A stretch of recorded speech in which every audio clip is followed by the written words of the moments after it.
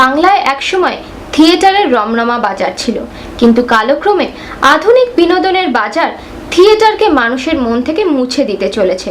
তাই থিয়েটারের সমস্ত খুঁটিনাটি নিয়ে www.bengali-theatre.com নামের এক ওয়েবসাইট চালু হলো। কলকাতায় এক সাংবাদিক সম্মেলনে এই নতুন ওয়েবসাইটের আনুষ্ঠানিক উদ্বোধন করেন বিশিষ্ট অভিনেতা চিন্ময় রায় ও বিশিষ্ট অভিনেত্রী খেয়ালি দস্তিদার। এই ওয়েবসাইটের মাধ্যমে বাংলা থিয়েটার জগৎ সম্বন্ধে যেমন জানা যাবে, তেমনি কোথায় কোন থিয়েটার চলছে বা আগত কোনো থিয়েটারের সম্বন্ধেও জানা যেতে পারে। আমি এটা বলতে পারি যে পশ্চিমবঙ্গ শুধু তো পুরো ভারতবর্ষে এরকম কাজ হয়নি আগে। এটা আমার কাছে ইউএসপি।